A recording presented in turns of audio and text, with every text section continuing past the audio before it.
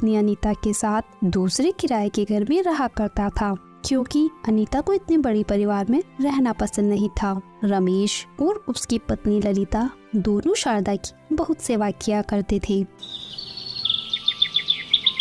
सुनिए जी, आज मुझे काली माता के दर्शन के लिए शहर में जाना है। लेकिन ललिता, अपन माँ को यहाँ अकेले छोड़कर कैसे जा सकते हैं? उनकी तबीयत सही नहीं है, उन्हें कुछ हो गया तो? अरे तो आज अपन भैया और भाभी को माँ के पास रुकने को बोल देते हैं। वीडियो का मजा आ रहा है ना? इस वीडियो पर बहुत ज्यादा मेहनत लगी है, प्लीज एक लाइक कर दो और याद से ये जो रेड वाला बटन है ना, इसे भी दबा दो। अगर अपने नाम की आप लोगों ने वीडियो बनवानी है तो कमेंट में बता देना अपना नाम।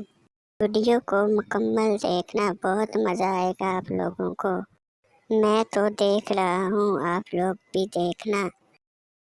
हैं एक दिन के लिए भैया और भाभी भी माँ का ध्यान रखने के लिए मना नहीं करेंगे और शाम होने तक तो अपन वैसे भी आ जाएंगे। ठीक है, तो फिर तुम जाकर भैया और भाभी को बुला लाओ, फिर अपन दोनों काली माता के मंदिर चलते हैं। फिर थोड़ी देर बाद रमेश और ललिता काली माता के मंदिर के लिए निकल जाते हैं।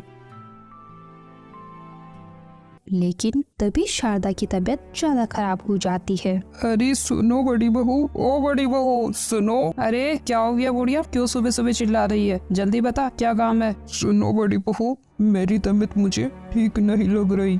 मुझे ऐसा लग रहा है ये मेरा अंतिम समय है, तो तुम जल्दी से रमेश और छोटी बहू को वापस बुला लो।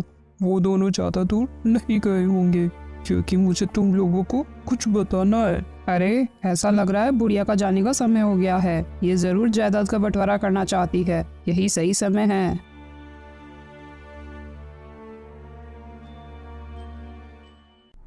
क्या हुआ माँ, आपकी तबीयत ज्यादा खराब है क्या? हाँ बेटा, इसलिए मैं तुम दोनों भाइयों को कोई जरूरी बात बताना चाहती हूँ। तुम जल्दी से रमेश और छोटी बहू को वापस बुला लो। लेकिन माँ जी, मैंने देखा वो दोनों तो दूर दूर तक नजर नहीं आ रहे हैं। आप हमें बता दीजिए क्या बात है, हम उन दोनों को बता देंगे। ठीक है, तो तुम मेरी बात ध्यान से सुनो। मैं और तुम्हारे पिताजी ने हमेशा पैसे को बचा बचा के खर्च किया है। हमने तुम दोनों के लिए बहुत सारा धन जमा कर रखा है। इस बारे में उन्होंने मुझे तुम्हें बताने से मना किया था, ताकि तुम दोनों मेहनत करके कमाओ। लेकिन अब ये मेरा आखिरी समय है, तो मैं तुम्हें उस धन के बारे में बताना चाहती हूँ। हाँ हाँ माँ जी, बताइए बताइए, जल्दी बताइए। हम दोनों ने जो भी धन जमा किया, उस धन को हमने मिट्टी के घड़े में डालकर घर में छुपा दिया था, ताकि उस धन को कोई चुरा ना सके। मैं चाहती हूँ कि तुम दोनों भाई उस धन को बराबर बराबर बांट लो। शारदा कितना कहते ही उसकी मृत्यु हो जाती है। अरे गुड़िया, कम से कम ये तो बताती जाती कि घर में कहाँ छुपा रखा है। अब हम कहाँ ढूंढेंगे? लेकिन कोई बात नहीं, हम ढूंढ ही लेंगे। सुनो जी, अब आप धन के बारे में अपने छोटे भाई को बिल्कुल भी मत बताना, और मैं जैसा जैसा कहती हूँ बस वैसा वैसा ही करते जाना। तो इसका मतलब छोटे भाई को धन के बारे में कुछ ना बताऊं? अरे क्या तुम्हारे ऊपर की खोपड़ी खाली है क्या? मैंने कहा ना, जैसा मैं बोलती हूँ बस वैसा ही करते जाओ। लेकिन अपन इतने बड़े घर में उस धन को कहाँ ढूंढेंगे, और वो भी रमेश के होते हुए। वो यहाँ रहेगा तो उसे भी पता ही चल जाएगा। इस बात की आप चिंता मत कीजिए, मेरे पास एक तरकीब है, सुनिए। अरे वाह भाग्यवान वाह, मानना पड़ेगा तुम्हारे दिमाग को। और उधर रमेश और उसकी पत्नी दोनों काली माता के दर्शन करके अपने घर लौट आते हैं। अरे माँ जी, आपको क्या हो गया? माँ जी उठिए ना। माँ जी, ये क्या हो गया? उठो माँ जी। माँ, आप हमें छोड़कर चली गई, अब हम आपके बिना कैसे रहेंगे? माँ उठो ना माँ। माँ क्या हुआ? भैया ये सब कब हुआ? अरे रमेश, तुम्हारे आने के 10 मिनट पहले तक तो माँ बिल्कुल ठीक थी, फिर अचानक माँ हमें छोड़कर चली गई। रमेश, हमें माँ छोड़कर चली गई। माँ आप मुझे माफ़ कर दीजिए, मैं आपके आखिरी समय में आपके पास नहीं था। माँ मुझे माफ़ कर दीजिए, मुझे माफ़ कर दीजिए माँ। फिर दोनों भाई मिलकर अपनी माँ का अंतिम संस्कार कर देते हैं, और ऐसे ही देखते देखते पूरे 12 दिन भी बीत जाते हैं, और उनकी माँ का क्रियाक्रम का सारा काम भी खत्म हो जाता है, और उनका घर भी खाली हो जाता है। सुनो भाई वीडियो का मज़ा आ रहा है ना? इस वीडियो पर बहुत ज़्यादा मेहनत लगी है, प्लीज़ एक लाइक कर दो और याद से ये जो रेड वाला बटन है ना, इसे भी दबा दो। अगर अपने नाम की आप लोगों ने वीडियो बनवानी है तो कमेंट में बता देना अपना नाम। वीडियो को मुकम्मल देखना, बहुत मज़ा आएगा आप लोगों को। मैं तो देख रहा हूँ, आप लोग भी देखना। रमेश, अब अपनी माँ को गुजरे करीब 20 दिन हो गए हैं। उनके सारे क्रियाक्रम का काम भी पूरा हो चुका है।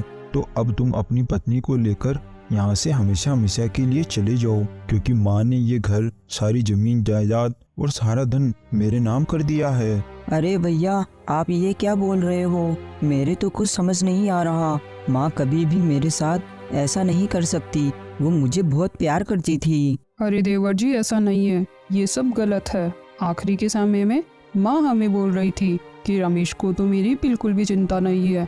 मैं इतनी बीमार हूँ, फिर भी वो अपनी पत्नी को लेकर शहर घूमने के लिए चला गया। माँ के साथ हम थे, हमने उनकी सेवा करी तो माँ ने सारी जमीन जायदाद तुम्हारे भैया के नाम कर दी। नहीं भाभी, ऐसा नहीं हो सकता। माँ मेरे साथ कभी भी ऐसा नहीं कर सकती। ये बात सच नहीं है। रमेश, हमें पता था कि तुम हमारी इस बात पर बिल्कुल भी विश्वास नहीं करोगे, इसलिए हमने सरपंच जी को बुलाया है। वो अभी थोड़ी देर में आते ही होंगे।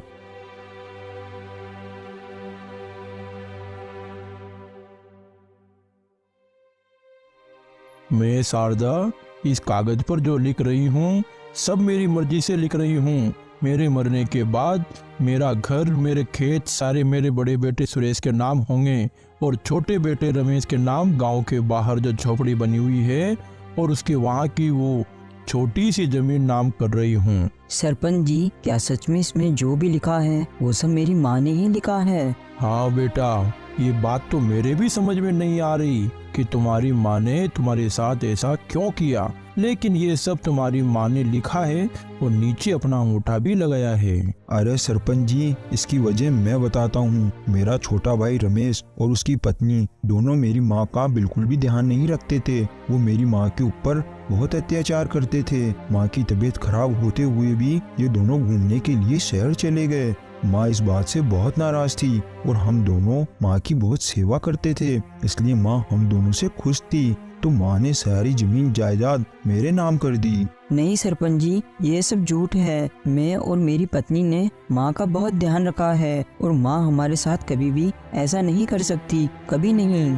हाँ बेटा, लेकिन इस चीज में मैं भी कुछ नहीं कर सकता। तुम्हारी माँ ने इस वसीयत पर सब कुछ साफ साफ लिखा है और सबूत के तौर पर अपना अंगूठा भी लगाया है। सरपंच की ये बात सुनकर सुरेश और उसकी पत्नी दोनों बहुत खुश हो जाते हैं। सरपंच जी, अब आप ही रमेश को बोल दीजिए कि वो अपनी पत्नी को लेकर यहाँ से चला जाए। भैया, आप ये क्या बोल रहे हो? मैं आपका छोटा भाई हूँ। आप मेरे साथ ऐसा कैसे कर सकते हो? अगर माँ मुझसे नफरत करती थी तो कोई बात नहीं, लेकिन आप तो मुझे अपने पास रख सकते हो ना। सुनो बेटा रमेश, तुम्हारी माँ के वसीयत के मुताबिक गांव के बाहर वाली झोपड़ी और वहाँ की जमीन तुम्हारे नाम है, तो तुम अपनी पत्नी को वहाँ लेकर के चले जाओ। लेकिन सरपंच जी, वो झोपड़ी तो पूरी टूटी हुई है, वो बिल्कुल भी रहने लायक नहीं है। अरे तो इसमें हम क्या कर सकते हैं? तुमने माँ की जैसी सेवा की थी, माँ ने तुम दोनों को वैसा ही फल दिया है। हम दोनों ने जैसी सेवा की थी, माँ ने हम दोनों को वैसा फल दिया है। नहीं भाभी, आप लोग झूठ बोल रहे हो। माँ कभी भी हमारे साथ ऐसा नहीं कर सकती। माँ हम दोनों से बहुत प्यार करती थी और हम दोनों ने ही माँ की बहुत सेवा की थी। देखो सरपंच जी, आप इन दोनों से बोल दीजिए कि ये हम दोनों से यहाँ खड़े होकर बहस ना करें और चुपचाप यहाँ से अपना सामान लेकर चले जाएं। देखो रमेश बेटा, वसीयत के मुताबिक ये घर इन दोनों का है। अगर ये लोग नहीं चाहते कि तुम दोनों यहाँ रहो तो तुम यहाँ नहीं रह सकते, तुम्हें यहाँ से जाना ही होगा। मैं इसे अपने साथ नहीं रख सकता, क्योंकि इसने माँ के साथ बहुत बुरा व्यवहार किया है, उनके ऊपर बहुत अत्याचार किए हैं, तो इसे इसकी सजा तो मिलनी ही चाहिए। सुनो जी, यहाँ से चलिए, अब ये घर अपना नहीं रहा। ललिता, माँ अपने साथ ऐसा नहीं कर सकती, लेकिन माँ मुझसे इतना नाराज थी मुझे तो इस बारे में कुछ पता ही नहीं था। पता नहीं जी, अब अपना किस तरह गुजारा होगा। पता नहीं भैया और भाभी ने तो हमारे बारे में एक बार भी नहीं सोचा।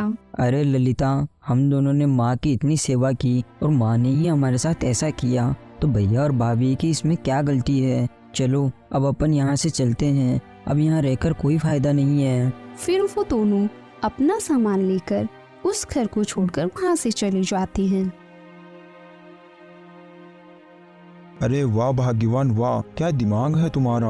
और सारी जमीन जायदाद भी अपनी हो गई और माँ पिताजी का छुपाए हुआ धन भी।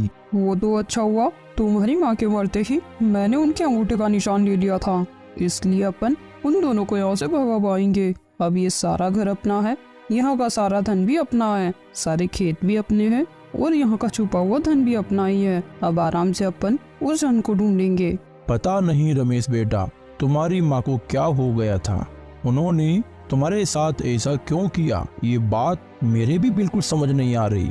वरना पूरा गांव जानता है तुम्हारी माँ की सेवा किसने करी। सरपंच जी, मुझे जमीन जायदाद की कोई फिक्र नहीं है, लेकिन माँ के मन में हम दोनों के लिए इतनी नफरत थी, ये बात जानकर मुझे बहुत दुख हो रहा है सरपंच जी। हाँ बेटा, लेकिन अब अपन कर भी क्या सकते हैं। चलो बेटा, अब मैं चलता हूँ, और अगर तुम्हें किसी भी चीज की कोई जरूरत हो तो तुम मुझे बेझिझक होकर बता देना। ऐसा कहकर सरपंच जी वहाँ से चले जाते हैं।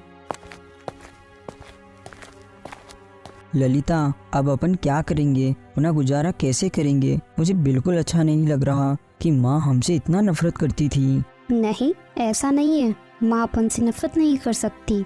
माँ अपन दोनों से बहुत प्यार करती थी। और आप कल ही काम के लिए सरपंच जी के पास चले जाना, सरपंच जी आपको कोई ना कोई काम पर रख लेंगे। चलो अब अपन थोड़ी साफ सफाई करके सामान संभाल लेते हैं। फिर वो दोनों अंदर चले जाते हैं और साफ सफाई करने लगते हैं। अरे सुनिए, जल्दी यहाँ आइए, जल्दी आइए। क्या हुआ, क्यों बुला रही हो? देखिए, यहाँ मुझे साफ सफाई करते हुए पूछे चारे के अंदर से क्या मिला। क्या है इन मटकों में, खोलकर देखता हूँ। फिर जैसे ही रमेश मटकों को खोलकर देखता है तो मटके पूरे सोने चांदी से भरे हुए थे। अरे ललिता, माँ ने शायद अपन को इसीलिए ही ये झोपड़ी दी है, ताकि अपन को ये सब मिल सके। मैं भी ये बात जाकर सरपंच जी को बताकर आता हूँ। फिर रमेश सरपंच जी की यहाँ जाता है और उन्हें सारी बात बता देता है। तो सरपंच जी उन मटकों को देखने के लिए रमेश के साथ चले जाते हैं और ये बात पूरे गांव में फैल जाती है। अरे सुरेश भाई, गजब हो गया, बहुत गजब हो गया। अरे क्या गजब हो गया। तुम्हें पता है, तुम्हारे भाई की झोपड़ी से 5 सोने चांदी के सिक्कों से भरे हुए मटके मिले हैं। अरे ये क्या बोल रहे हो, तुम्हारा दिमाग तो ठीक है ना। अरे मैं सच बोल रहा हूँ, तुम्हारे भाई की झोपड़ी में सोने चांदी से भरे हुए मटके मिले हैं। अगर तुम्हें मेरे ऊपर विश्वास नहीं है तो तुम मेरे साथ चलकर देख लो। ये बात गांव में सबको पता है और तुम्हें नहीं पता। चलो जल्दी चलो। इसका मतलब माँ ने सारे मटके उस झोपड़ी में ही छुपा रखे थे। चलो जल्दी चलो। फिर वो तीनों रमेश के यहाँ जाते हैं। ये सब मेरा है, ये सब मेरा है, और माँ ने इसे यहाँ झोपड़ी में छुपा कर रखा हुआ था। इसका मतलब भैया, आपको इस खजाने के बारे में पता था? हाँ, मुझे पता था। माँ ने मुझे इस बारे में बताया था, लेकिन धन कहाँ पर छुपा रखा है ये नहीं बताया था। क्या भैया, लेकिन आपने तो मुझे इस बारे में कुछ बताया ही नहीं। आप कैसे भाई हो, मक्कार, लालची, धोखेबाज। अगर मैं तुम्हें बता देता तो तुम इसे कब का ले लेते। ये सब मेरा है, मैं इसे यहाँ से लेकर जाऊंगा। सुरेश, तुम इस धन को यहाँ से नहीं ले जा सकते, क्योंकि कानूनी तौर पर ये घर रमेश का है, तो यहाँ की सारी चीजें भी रमेश की हैं। अरे सरपंच जी, वो वसीयत पूरी नकली है। ये घर कोई रमेश के नाम नहीं है। माँ के मरने के बाद खाली पन्ने पर अनीता ने अंगूठे का निशान ले लिया था और उसकी मदद से सारी जमीन जायदाद हमारे नाम करवा ली थी। वाह रमेश बेटा, तुमने संपत्ति के लालच में आकर एक मरे हुए इंसान का अंगूठा लगवाया। सरपंच जी, हमें माफ कर दीजिए, हमसे बहुत बड़ी गलती हो गई। तुम दोनों ने ये बहुत बड़ा अपराध किया है और तुम दोनों को इसकी सजा भी मैं दूंगा। मैं अभी पुलिस को बुलाता हूँ। इसका मतलब माँ मुझसे नाराज नहीं थी, वो आखिरी वक्त में मुझे याद कर रही होगी। हाँ भाई, माँ तुमसे नाराज नहीं थी, माँ आखिरी वक्त में तुम्हें और मुझे बुलाकर दोनों को इस धन के बारे में बताना चाहती थी, लेकिन मैं लालच में आ गया था। मैंने तुम्हें बुलाया नहीं। मुझे माफ़ कर दे मेरे भाई। भैया, आपने मुझे संपत्ति नहीं दी, इसका मुझे कोई गम नहीं है, लेकिन आपने माँ के नाम पर मुझे इतना झूठ बोला, उसके लिए मैं आपको कभी माफ़ नहीं करूँगा। आप एक धोखेबाज, मक्कार और लालची भाई हो। बेहतर यही है आप यहाँ से चले जाओ। वीडियो का मजा आ रहा है ना? इस वीडियो पर बहुत ज़्यादा मेहनत लगी है, प्लीज़ एक लाइक कर दो और याद से ये जो रेड वाला बटन है ना, इसे भी दबा दो। अगर अपने नाम की आप लोगों ने वीडियो बनवानी है तो कमेंट में बता देना अपना नाम। वीडियो को मुकम्मल देखना, बहुत मज़ा आएगा आप लोगों को। मैं तो देख रहा हूँ, आप लोग भी देखना।